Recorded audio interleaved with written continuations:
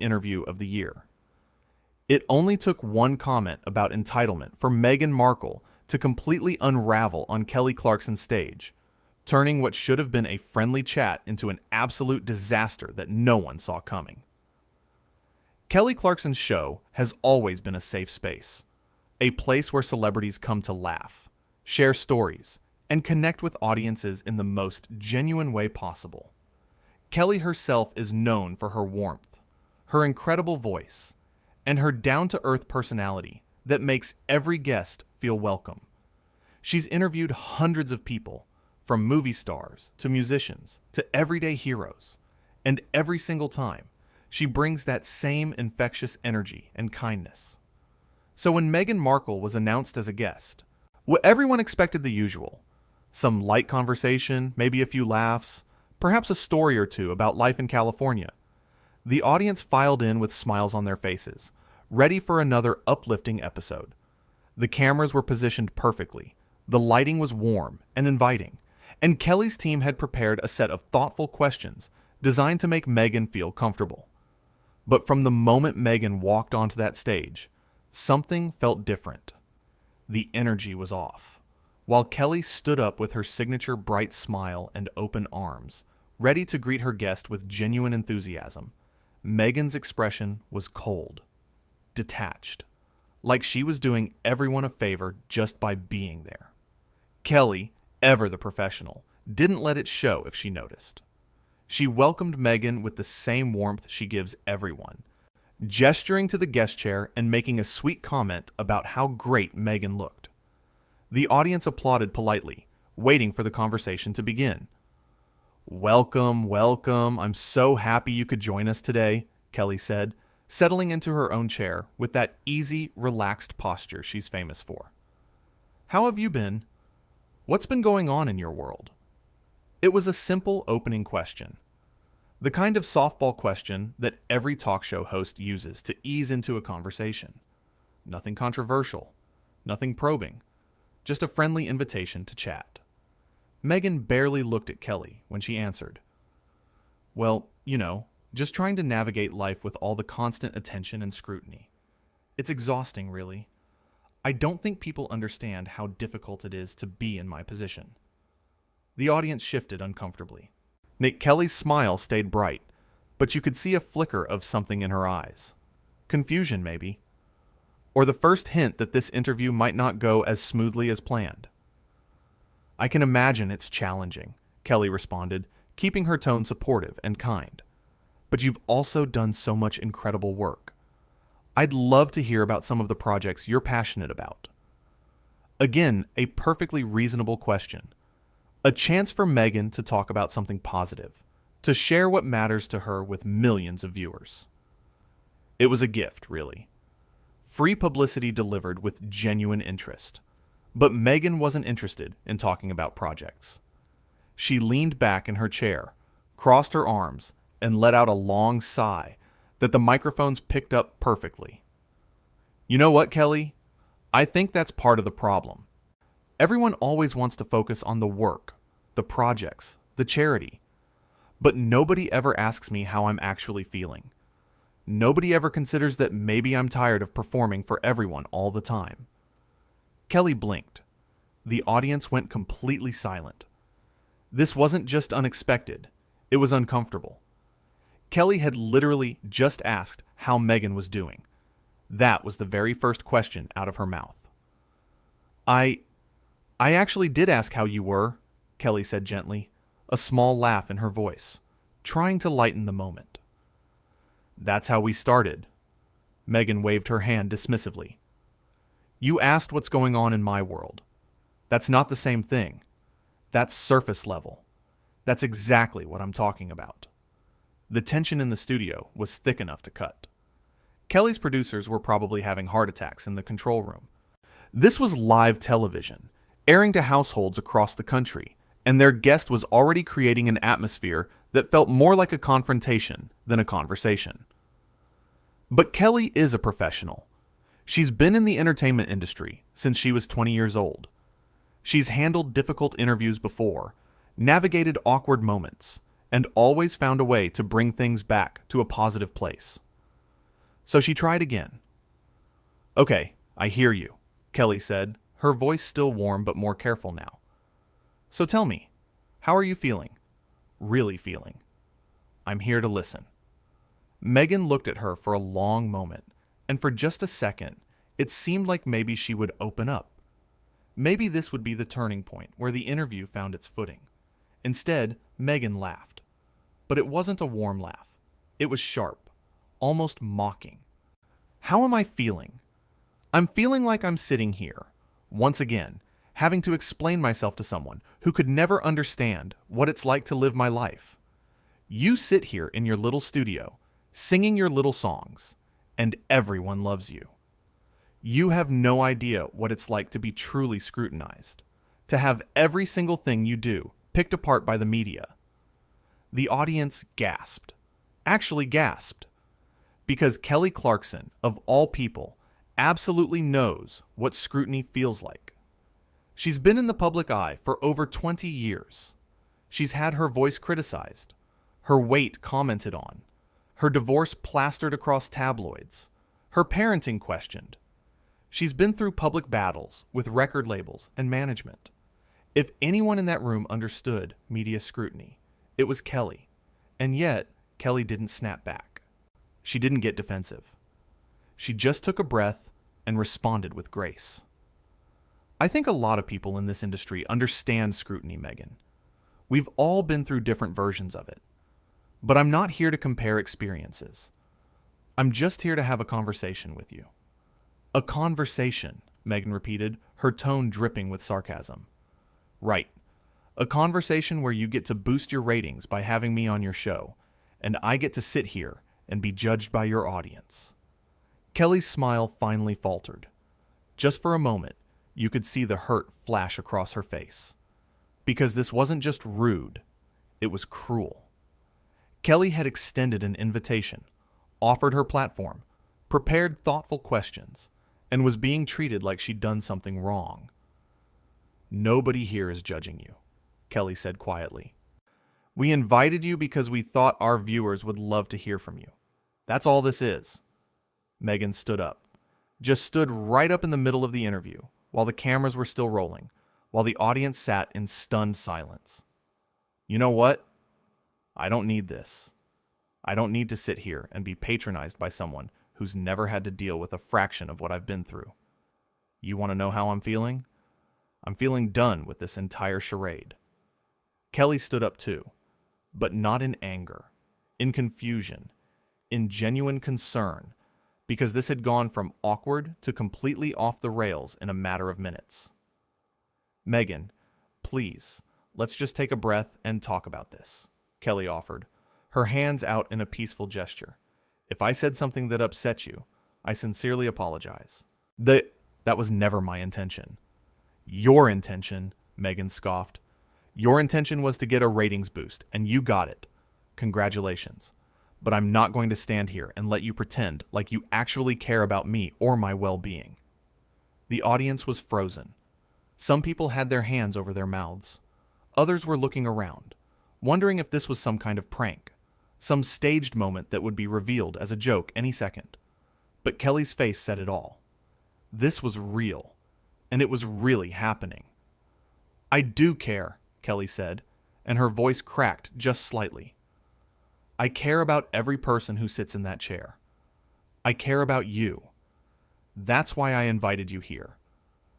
Meghan grabbed her purse from beside the chair.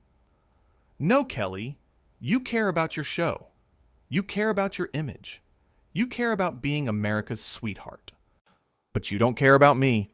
None of you do." She gestured broadly to the audience as she said this, implicating everyone in the room in whatever grievance she'd decided they were all guilty of. Kelly took a step back, and you could see her making a decision in real time.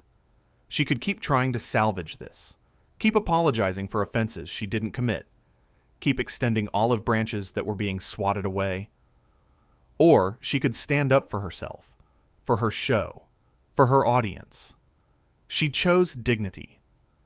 "I'm sorry you feel that way," Kelly said, her voice steady now. "I'm sorry this isn't what you expected, and I'm sorry if something I said hurt you. but I need you to know that everyone here came with good intentions. My team worked hard to prepare for this. My audience took time out of their day to be here. And I genuinely wanted to have a meaningful conversation with you. Meghan was already walking toward the edge of the stage. Well, you can have a meaningful conversation with someone else. I'm leaving. Meghan, wait, Kelly called out, but not desperately. Not begging, just one more attempt at civility. We still have 20 minutes left. Please, let's just sit back down and start over. Meghan turned around, and the look on her face was pure contempt. Start over? So you can ask me more surface-level questions and pretend like you understand anything about my life? No, thank you. I have better things to do with my time than be your circus act. That was it. That was the line that changed everything. Because calling Kelly's show, this warm, genuine, beloved show, a circus act, that was an insult not just to Kelly, but to every guest who'd ever shared their story there, every audience member who'd ever attended, every viewer who'd ever found comfort or joy in watching. Kelly's expression hardened, not with anger, but with resolve. I think it's best if you do leave, Kelly said, her voice calm but firm. I've tried to be respectful. I've tried to be understanding, but I won't let you disrespect my show, my team, or my audience. If you want to go, then go. Meghan looked shocked, like she couldn't believe Kelly had actually stood up to her. Like she'd expected Kelly to keep apologizing, keep trying to smooth things over, keep taking the abuse with a smile. Excuse me, Meghan said, her voice going up an octave. Are you kicking me off your show? I'm giving you what you asked for, Kelly replied. You said you wanted to leave. So leave. Nobody's stopping you. The audience, despite the tension, despite the discomfort, started to clap. Slowly at first, then building. Because they'd just watched Kelly Clarkson handle an impossible situation with grace, patience, and ultimately, self-respect. Meghan's face flushed red. You people are unbelievable. You sit here and applaud while I'm being thrown out like garbage. This is exactly what I'm talking about. This is the kind of treatment I have to deal with every single day. Kelly shook her head. Nobody threw you out. You decided to leave. You stood up. You grabbed your purse. You insulted my show. I just agreed with your decision. I cannot believe this, Meghan muttered, loud enough for the microphones to catch. I cannot believe I wasted my time coming here. She stormed off the stage, her heels clicking sharply against the floor. The cameras followed her for a few seconds before cutting back to Kelly, who stood there looking genuinely stunned at what had just transpired. For a long moment, Kelly just stood there. The audience didn't know whether to keep clapping or sit in silence. The energy in the room was chaotic, a mixture of shock and support and complete disbelief. Then Kelly did what Kelly Clarkson does best. She took a breath, put her hand over her heart, and spoke directly to her audience with complete honesty. I don't even know what to say right now, she admitted, her voice a little shaky. I have never, in all my years of doing this show, had anything like that happen. I tried. I really tried to make her feel welcome, to have a good conversation, but sometimes it just doesn't work out. The audience applauded again, this time louder, longer. People were standing up, showing their support for Kelly, letting her know that they saw what happened, and they knew she'd done nothing wrong. Kelly's eyes got a little misty, but she smiled. Thank you. Thank you for being here, for being the best audience in the world. I'm sorry you had to witness that, but I'm grateful for your support. She wiped at her eyes quickly, laughing at herself. Okay, we're going to take a quick break, and when we come back, we're going to shake this off and have some fun. Because that's what we do here. We spread joy, and we're not going to let one bad moment ruin our day. Sound good? The audience cheered. The cameras cut to commercial, and backstage, Kelly's team rushed to her side, making sure she was okay. I'm already working on how to handle the rest of the show. But Kelly didn't need much help. By the time they came back from commercial, she'd composed herself completely. She addressed what happened briefly, acknowledging that sometimes interviews don't go as planned, and then she moved on. She brought out her next guest, a local teacher who'd started a free lunch program for students in need, and she gave that teacher the full warmth and attention and enthusiasm that she'd tried to give Meghan. The show continued. Kelly sang with her guest, shared stories, made people laugh. She did exactly what she'd promised. She shook it off and spread joy. Because that's who Kelly Clarkson is. She's someone who shows up with kindness, who treats people with respect, who creates a space where conversations can happen and stories can be shared. She's someone who, even when faced with hostility and disrespect, chose to take the high road. Meanwhile, Meghan had left the building. She'd gotten into her car and driven away, leaving behind a studio full of people who'd witnessed something they'd never forget. The contrast couldn't have been clearer. On one side, a host who'd handled an impossible situation with grace and professionalism. On the other, a guest who'd walked onto a show with a chip on her shoulder and left having proven every negative assumption people might have had about entitlement and attitude. Kelly never asked for the confrontation. She'd prepared thoughtful questions, created a welcoming environment, and approached the interview with nothing but good intentions. She'd tried, repeatedly, to find common ground, to make Meghan comfortable, to have a meaningful exchange. But Meghan had come in defensive, looking for slights where none existed, interpreting kindness as condescension, and ultimately revealing far more about herself than any question could have uncovered. The audience had seen it all. They'd watched Kelly extend patience and understanding. They'd watched her apologize for things she hadn't done wrong. They'd watched her try, again and again, to salvage the conversation. And they'd watched her finally stand up for herself, not with cruelty or anger, but with simple, dignified firmness. When Kelly said, "I think it's best if you do leave," it wasn't an attack. It was a boundary. It was a woman saying, "I've been respectful, I've been kind, and I deserve the same in return." That moment, that simple statement, resonated because it was real. It was someone refusing to be a doormat while still maintaining their composure and class. Meghan's accusations of being patronized fell flat because the audience had seen the whole thing unfold. They'd heard Kelly's gentle questions, her attempts to connect, her genuine offers to listen. There was no patronizing tone, no hidden agenda, no attempt to trap or embarrass. There was just a host trying to do her job, and a guest determined to be offended. When Meghan claimed that Kelly couldn't understand scrutiny, the audience knew better. They knew Kelly's history, her struggles, her public challenges. They knew she'd been vulnerable and open about her difficulties. The comparison wasn't just unfair, it was demonstrably false. When Meghan suggested the show was just using her for ratings, it ignored the obvious. Kelly's show was already successful. It had a loyal audience, great guests, and consistent viewership. Having Meghan on was meant to be a nice addition, not a desperate grab for attention. Every accusation Meghan threw out seemed to say more about her own insecurities and assumptions than about any actual wrongdoing from Kelly or her team. The circus act comment was particularly telling, because a circus act implies performance, spectacle, something fake or manufactured. But Kelly's show has always been the opposite. It's authentic conversations, real emotions, genuine connections. Calling it a circus act revealed that Meghan either fundamentally misunderstood what the show was about, or she was just lashing out. Either way, it was Kelly who came out of the exchange looking like the bigger person.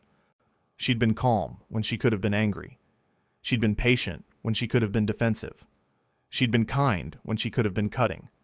And when she finally drew a line, when she finally said, "Enough is enough," she did it with such simple dignity that even in that moment of confrontation, she remained likable, relatable, and completely in the right. The audience's reaction said everything. Their applause wasn't scripted or prompted. It was spontaneous, genuine support for someone who'd just been treated unfairly and had handled it beautifully. They clapped because they saw themselves in Kelly. How many times have people tried to be nice, only to have their kindness thrown back in their face? How many times have people extended patience to someone who didn't deserve it? How many times have people had to decide between continuing to absorb mistreatment or standing up for themselves? Kelly's moment of standing firm was cathartic for everyone watching, because it was a reminder that you can be kind without being a pushover. You can be understanding without being a doormat. You can give people chances without giving them unlimited permission to disrespect you. The way Kelly handled the rest of the show after Meghan left was equally important. She didn't spend the remaining time talking about what happened, didn't turn it into a spectacle, didn't milk the drama. She acknowledged it briefly, thanked her audience for their support, and moved on. That choice showed maturity and professionalism that stood in stark contrast to the chaos that had just unfolded. While Meghan had made everything about herself, about her feelings, about her grievances, Kelly made the choice to refocus on what the show was supposed to be about: uplifting stories, meaningful conversations, and spreading joy. The teacher who came out next got the full Kelly Clarkson experience: the attention, the enthusiasm, the genuine interest in their work. Kelly didn't let what happened with Meghan color the rest of her day or diminish the respect she showed to other guests. That's the mark of true professionalism, not letting one bad experience ruin everything else, not carrying bitterness or resentment into the next interaction, just taking a breath, resetting, and showing up with the same positive energy. Throughout the entire ordeal, Kelly never raised her voice. She never called Meghan names. She never stooped to personal attacks. She simply set a boundary and held it. Compare that to Meghan's approach: the standing up abruptly, the sarcastic tone, the sweeping accusations, the dramatic exit, the need to have the last word, to make sure everyone knew she was the victim. She was the one being wronged. It was a masterclass in contrasts. One person secure enough in themselves to handle conflict with grace. Another person so insecure that simple questions felt like attacks. One person willing to apologize for misunderstandings even when she'd done nothing wrong. Another person unable to take any responsibility, instead blaming everyone else for the tension she'd created. One person who could laugh at herself, show emotion, be vulnerable in a healthy way. Another person who mistook defensiveness for strength and hostility for standing up for herself. The audience left that studio having witnessed something extraordinary. Not just drama, not just conflict, but a real-life example of how to handle difficult people and difficult situations with dignity. They saw that you don't have to match someone's negative energy. You don't have to sink to someone else's level. You can be the bigger person without being weak. You can stand up for yourself without being cruel. Kelly's show has always been about authenticity, and that day, viewers got the most authentic moment possible. They saw their host tested in real time and watched her pass that test with flying colors. They saw someone who valued herself enough to say no more, but valued others enough to say it kindly. They saw someone who could have turned the whole thing into a public relations nightmare, but instead chose to handle it with such grace that she somehow came out looking even better than before. Because at the end of the day, character isn't revealed when things are going well. It's revealed in moments of stress, conflict, and confrontation. And Kelly's character shone through brilliantly. Meghan, on the other hand, revealed that beneath all the talk of being misunderstood and mistreated, there was an unwillingness to take responsibility for her own behavior, an inability to see when someone was genuinely trying to help, a tendency to interpret everything through the lens of victimhood, even when the evidence clearly showed otherwise. She came onto that show with an opportunity, a platform, a host who wanted to hear her story, an audience ready to listen, and she squandered it all by bringing negativity, defensiveness, and entitlement. The saddest part wasn't even the confrontation itself. It was the missed opportunity. Because if Meghan had approached that interview with even a fraction of the openness that Kelly offered, it could have been something beautiful. A real conversation about real challenges. A moment of connection. Instead, it became a cautionary tale about what happens when you walk into every room expecting the worst from people. When you interpret kindness as manipulation. When you're so focused on being right that you can't see when you're wrong. Kelly's studio has hosted hundreds of guests, and hundreds more will come after this incident. Most of them will be lovely.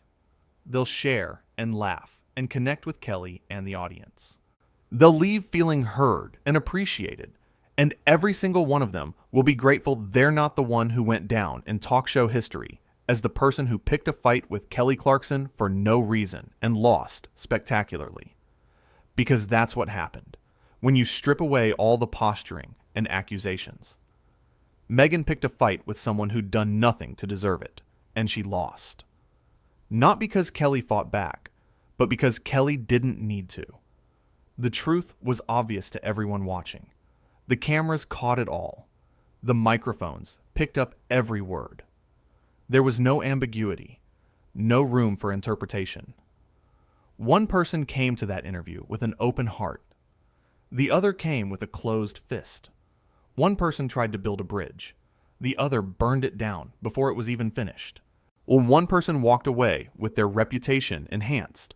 The other walked away having confirmed every negative thing people might have thought about them. And through it all, Kelly Clarkson remained exactly who she's always been. Warm, genuine, kind, and strong enough to know when kindness is being abused. That's the real story. Not just what Meghan did, but how Kelly responded. Not just the conflict, but the grace. Because anyone can create drama. Anyone can storm off a stage.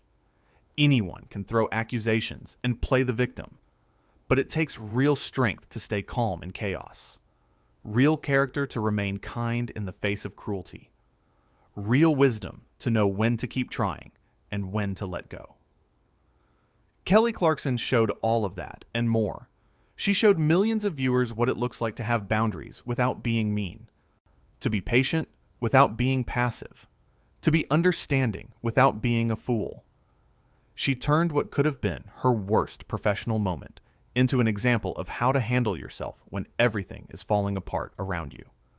And that's why, when that commercial break ended and Kelly came back with a smile, ready to continue